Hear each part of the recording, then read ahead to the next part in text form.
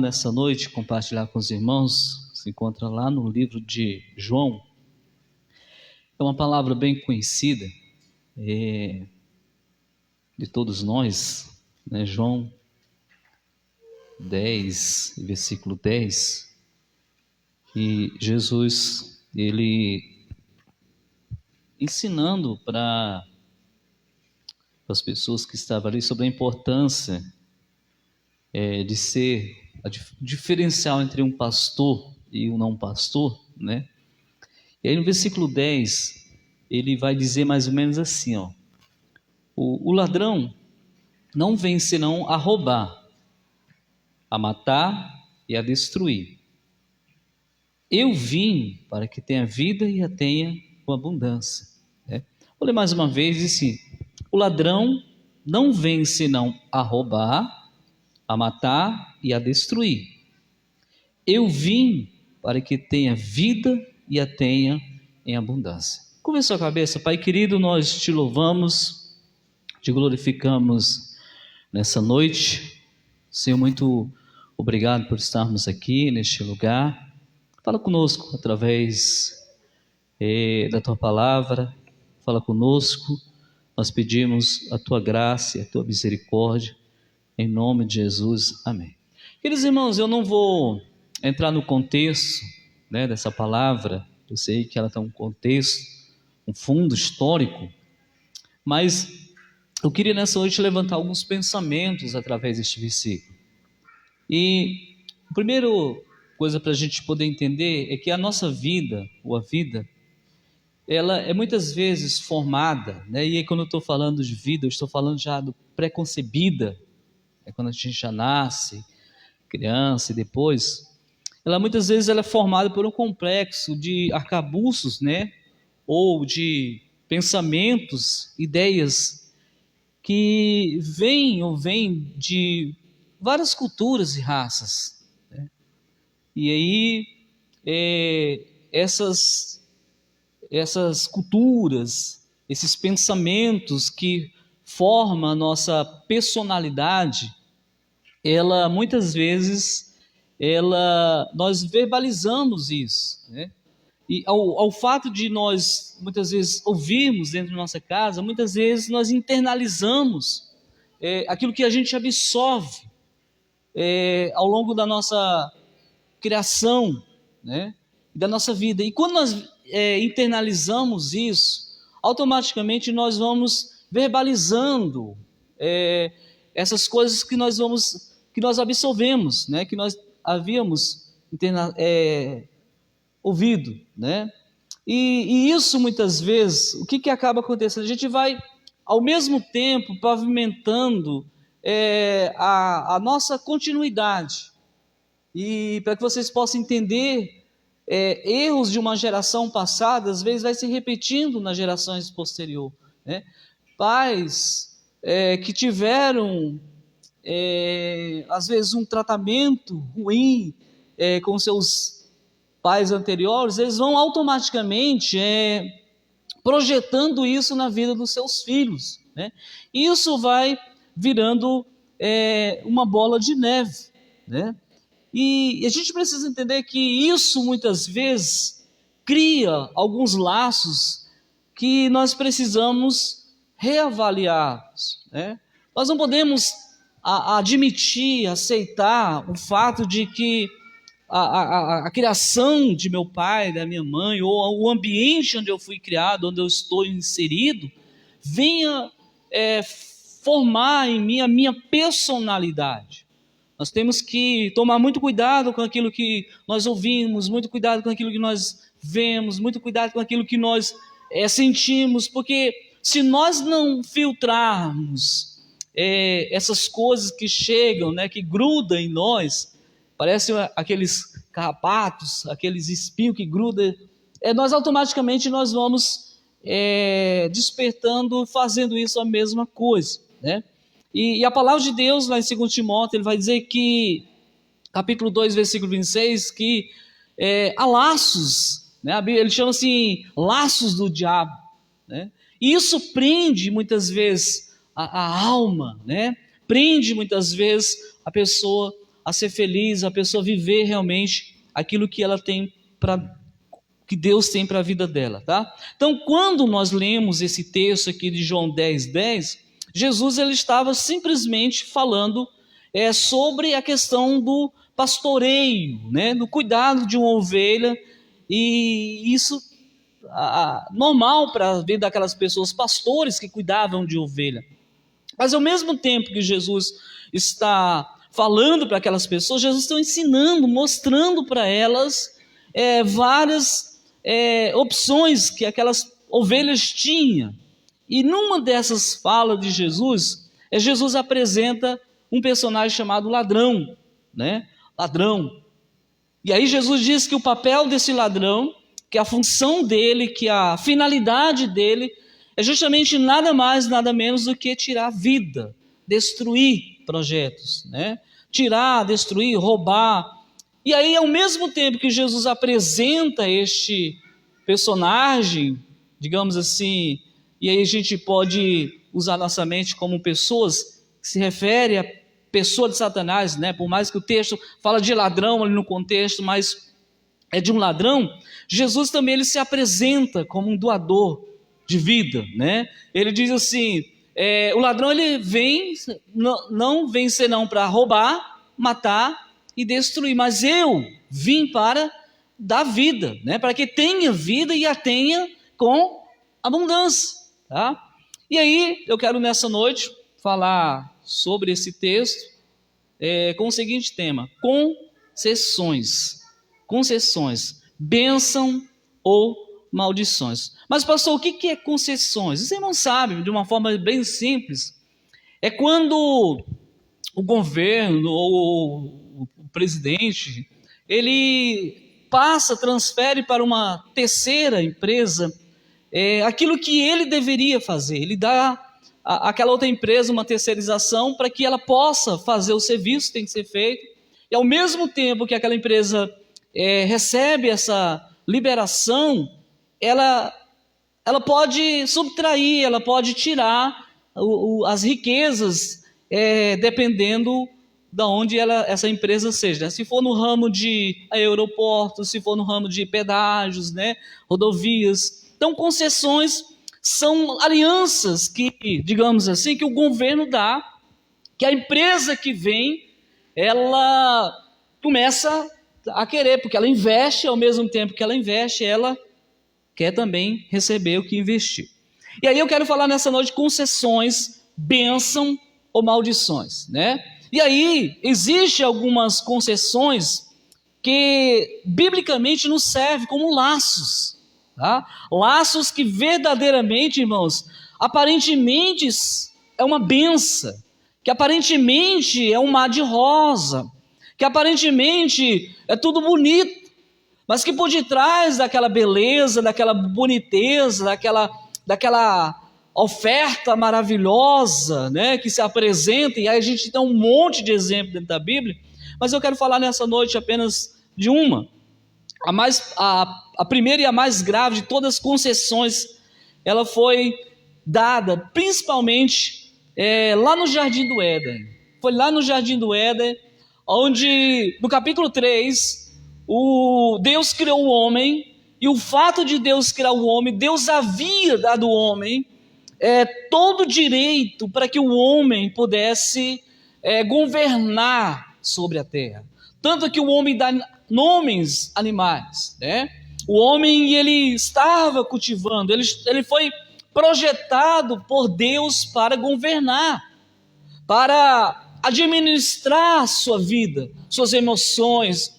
Até então não havia o pecado, até então não havia a entrada, então ele havia recebido de Deus essa autonomia, esse direito. Ele deveria trabalhar ali no jardim, cuidar, desfrutar, mas a Bíblia diz que, como diz o texto, que o ladrão ele vem senão para roubar. Satanás aparece na personificação da serpente. E aí o que acontece?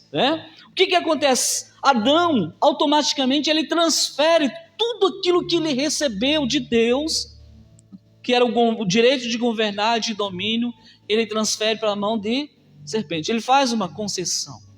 Ele transfere aquilo que ele havia recebido de Deus por uma proposta, muitas vezes aparentemente de igualdade, para ele ser igual a Deus, e aí ele entrega todo o direito que Deus havia dado a ele.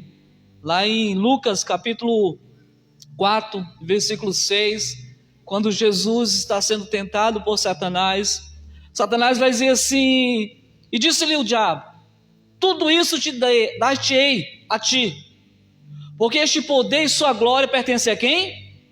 Pertence a quem? Vamos lá, irmãos, pertence a quem? A mim, que foi entregue-me, né? E eu dou a quem eu quero. Então, Satanás fala aqui nesse texto que foi entregue a ele. Agora, por quem que foi entregue? Você não vê no livro de Gênesis, você lendo Gênesis 2, 3, mas principalmente o 2 ali, onde Deus forma o homem, cria o homem, coloca o homem no jardim, você não vê em forma alguma Deus dizendo para Satanás, todo o reino da terra é teu, todo o domínio da terra é teu, né? Você deve dominar. Você não vê isso, mas você vê Deus chegando para o homem, dizendo assim: Adão, você deve dominar, né? Você deve reinar, você deve cultivar, você deve governar, o domínio é seu. Então Deus entrega a Adão o domínio dele, governar o jardim, e não somente o jardim, mas dominar a sua vida, as suas escolhas. Mas aí o que Adão faz? O que Adão, ele faz concessões, né? Ele permite com que Satanás entre agora naquela esfera, naquele domínio, naquele território sagrado, naquele plano celestial, naquele projeto ideal de Deus, naquele projeto maravilhoso que Deus havia criado o homem. E agora Adão permite com que Satanás entre naquela esfera, entre naquele mundo, permitindo a ele concessões. E aí, queridos, quando ele vem, essas concessões vêm por parte do inimigo, vêm suas consequências. Vem também com ela algo maligno, diabólico. A gente precisa entender isso, que quando nós estamos dando concessões ao inimigo para tomar conta da nossa vida, nós precisamos entender o preço que nós iremos pagar por isso. É um preço muito alto, que não vale a pena, a gente às vezes passar desapercebidos. E o que acontece? O homem que foi criado para ser livre, para governar, para dominar, para crescer, ele se torna agora prisioneiro. Ele se torna prisioneiro. Se a gente lê João capítulo 8, versículo 34, Jesus vai dizer mais ou menos o seguinte, João 8, 34. Jesus disse, respondeu-lhe Jesus, em verdade, o quê? Eu vos digo que todo aquele que comete pecado é o quê, irmãos? Servo de quê? Do pecado. Aqui o homem se torna um prisioneiro. Aqui o homem, com a concessão que Adão dá a Satanás e transfere a ele, o homem agora passa a ser um prisioneiro do pecado. E aí os judeus piram, porque Jesus vem com essa mensagem para eles, dizendo assim, olha, todo aquele que comete pecado é escravo do pecado. E aí eles falam assim, olha, nós nunca fomos escravos de ninguém, nós temos por pai Abraão é nosso pai. Eles invocam, digamos assim, o direito religioso, e assim, não, nós lemos a Bíblia, não, Abraão teve a promessa, mas Jesus vai dizer assim, olha, não é bem assim. Eu vou mostrar para vocês que todo aquele que comete pecado, ele concede a Satanás concessões.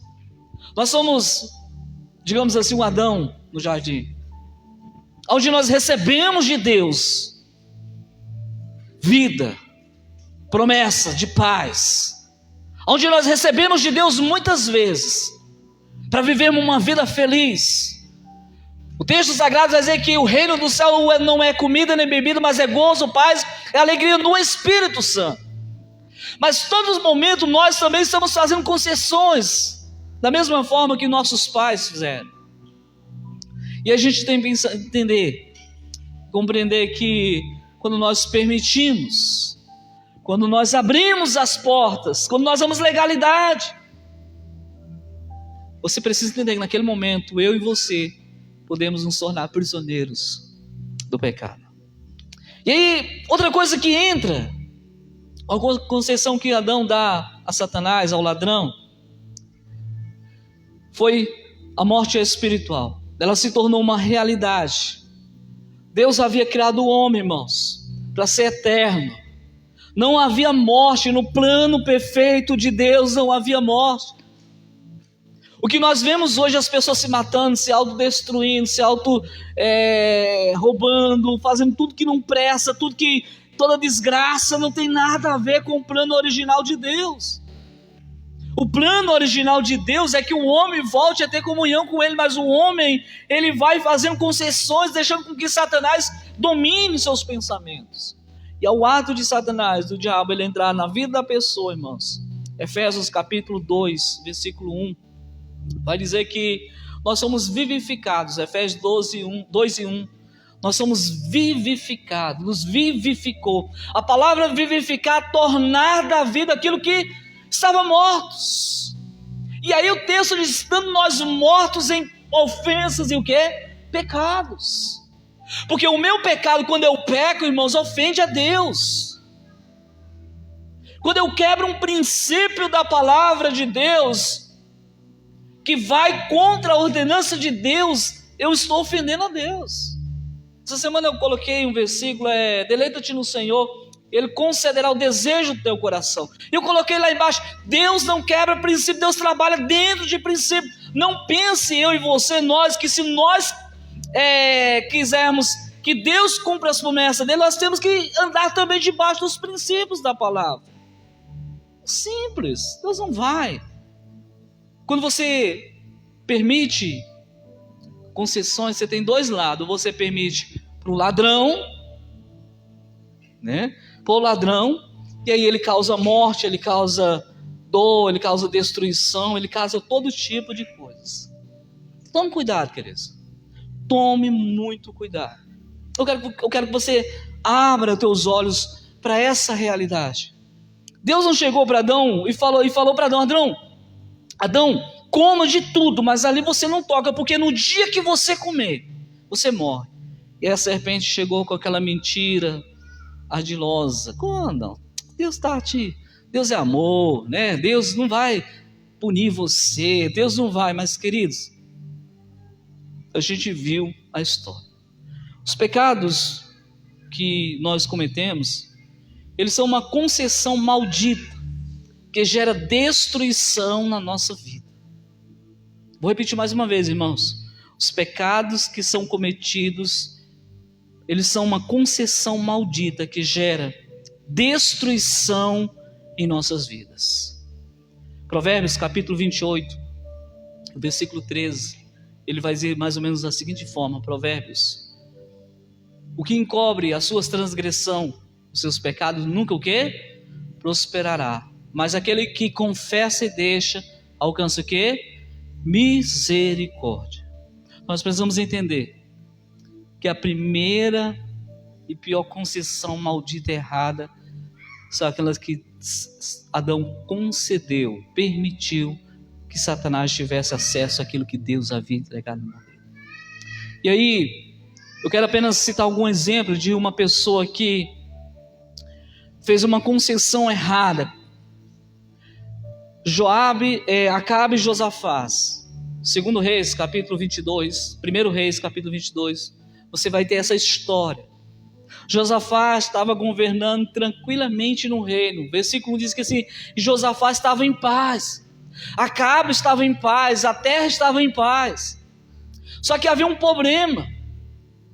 E aí que eu quero que você entenda, havia um problema. Josafá era fiel a Deus. Josafá andava no temor de Deus. Josafá obedecia às ordenanças de Deus. Acabe, por outro lado, não. Acabe já havia se desviado fazia tempo. Acabe andava sendo governado pela rainha Jezabel, né, que dominava ele, Baal, aquelas coisas, já havia se prostituído. Mas um dia eles chegaram e fizeram uma conversinha de amigo. falou assim: vamos fazer uma guerra, vamos fazer uma aliança, vamos entrar numa aliança. Olha só, irmãos, tome cuidado com as alianças, tome cuidado com quem você se abre, para quem você se abre, tome cuidado com quem você se relaciona, tome cuidado. E aí Acabe falou: vamos, eu serei um contigo. E saíram a guerrear.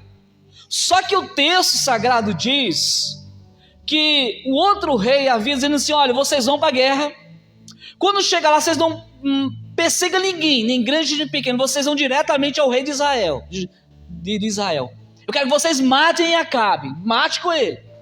Aí Josafá estava junto. Aí Acabe chegou para Josafá e falou assim: Josafá, vem cá, eu vou entrar na guerra, e você, Josafá, vai se disfarçar como um rei, vai ser o rei ali, vai ficar no lugar. Olha só, a morte era para Acabe, e Josafá, que era fiel a Deus, mas havia feito uma aliança com Acabe, agora estava no alvo da morte. Não era para ele morrer, mas ele se colocou na brecha para morrer.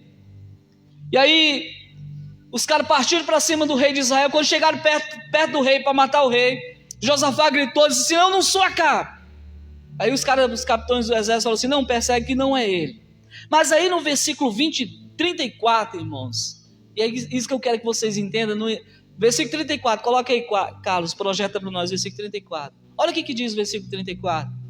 Acabe estava na guerra, no meio do exército, e era para ele morrer, a ordem era para ele morrer. Aí diz assim: então um homem, olha só, armou um arco e atirou a esmo, ou seja, para cima, e feriu quem? O rei de Israel, entre as fivelas e as couraças. Então ele disse aos seus carreteiros: dá volta, tira-me do exército, porque eu estou gravemente o quê? Ferido. Algumas traduções vai dizer assim: na simplicidade daquele arqueiro, ele pegou e a flecha foi olhar e caiu justamente no coração de Acabe, porque naquele dia era para Acabe morrer. E se Josafá não tivesse vigiado, Josafá teria entrado no lugar de Acabe. Mas esse versículo nos ensina algo muito importante. Tome cuidado com quem você se alinha, seja em negócios, seja em qualquer plano. Tome cuidado com quem você se alinha. Você pode às vezes estar em paz, está tranquilo, está bom, está beleza, e daqui a pouco você faz uma concessão errada. Você permite alguém chegar perto de você e destruir tudo aquilo que você muitas vezes levou anos para destruir. Tome cuidado. Agora, concessões boas que você precisa saber que são bênçãos. Essa é boa, Olha o que diz o versículo 10 de João. O ladrão ele veio para matar, nós já falamos. Eu vim para que tenha vida e a tenha em abundância. Jesus deixa claramente, e esse texto de Mateus vai justamente definir isso: liberdade para escolher a quem eu vou permitir entrar na minha vida. Esse texto diz claramente isso. Jesus em momento algum vai dizer assim: olha, vocês devem me servir, vocês devem me obedecer. Não, ele diz assim: olha, está aqui, o ladrão ele vem senão para matar, roubar e destruir. Mas do outro lado eu ofereço para vocês, eu vim para que tenha o quê? Vida e tenha em abundância. E aí a missão de Cristo, Jesus veio com uma missão clara. Eu queria que você lesse esse texto, 1 João capítulo 3, versículo 8. 1 João capítulo 3, versículo 8. Que a Bíblia diz que quem comete pecado, quem pratica pecado é do diabo. Porque o diabo peca desde o princípio, lá do jardim. Para isso o Filho de Deus se manifestou para desfazer as obras de quem? Do diabo, do ladrão que Jesus falou. Jesus veio com essa missão de justamente destruir, desfazer todo o projeto satânico, diabólicos que Satanás arma contra a nossa vida. Vem justamente aniquilar toda a força, operação, toda legalidade que muitas vezes eu e você, inconsciente ou não inconsciente, premeditado ou não premeditados às vezes, nós permitimos com que o inimigo venha nos atacar. E aí, Jesus ele vem justamente com essa missão para desfazer toda a obra de Satanás. Aí, meu amado irmão, você pode celebrar. Aí você pode entender que a minha salvação, a nossa salvação, ela não é baseada naquilo que eu faço ou deixo de fazer, mas naquilo que eu creio, naquilo que Jesus fez por mim. Naquilo que Jesus fez. É questão de escolha. Eu escolho a vida, eu escolho Jesus, eu me aproximo de Jesus, eu busco Jesus, eu creio em Jesus, eu obedeço a palavra de Jesus.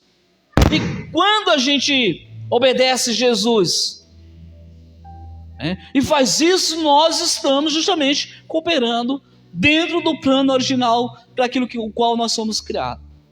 Jesus vai deixar claro que sem Ele nada nós podemos fazer. Olha o que diz João 15, versículo 5, João 15, 5. Porque muitas vezes as pessoas estão querendo mudança. Muitas vezes as pessoas estão querendo e buscando transformação. Muitas vezes as pessoas estão querendo algo dentro da igreja, mas desvinculados, desassociados, não em conexão com o coração de Deus. E aí, Jesus vai dizer claramente nesse versículo que sem mim nada podeis o quê? Fazer. Irmãos, não existe um cristianismo genuíno, autêntico, se o centro não for Jesus. Toda mudança que nós precisamos não está, preste atenção no que eu vou falar para você não distorcer aquilo que eu vou falar aqui. Você pode procurar todos os ajudas, recursos necessários que a medicina te propõe, te oferece. Mas há coisas dentro da nossa alma que é resolvida aos pés de Jesus. Há coisas dentro de nós que só é curada aos pés de Jesus. Há feridas, cicatrizes na nossa alma que a medicina natural, ela não vai curar. O que vai curar, o que vai trazer transformação é a nossa conexão, é a nossa ligação, é a nossa rendição, é a nossa aproximação, é nós deixarmos Jesus inserir nele o amor dele, o caráter dele, a transformação dele. E isso vem através de quê, pastor? Isso vem através de estarmos a palavra dele em nós. Eu já preguei isso aqui, se a palavra não consegue fazer mudança no nosso coração, nós temos que nos humilharmos, chorarmos, buscarmos até que a palavra ela cause efeito na nossa vida. Porque Jesus não veio para conquistar o outro. Eu não devo me preocupar com o outro, eu devo me preocupar comigo. Como é que está o teu coração? Como é que está a tua vida? Como é que está você? Você está bem com Deus? Você está firme com Jesus? Você está orando? Como é que você está? Você está se aproximando? Você está se alimentando de Jesus? Você está permitindo? Porque Jesus deixa claramente que sem mim nada podeis fazer. Agora, eu quero mostrar que Jesus, Ele é o maior doador de vida eterna. Quando a gente fala de doador, os irmãos sabem o que é doação, né? Aquele que doa algo para alguém. E Jesus é o maior doador de vida. Se a gente ler João, capítulo 11, versículo 25, Jesus vai dizer mais ou menos da seguinte forma: disse-lhe Jesus: eu sou a ressurreição e a vida. E quem crê em mim, ainda que seja morto o quê? Viverá. Vou repetir: não há vida fora de Jesus Cristo. E quando eu estou falando aqui, estou falando de vida eterna.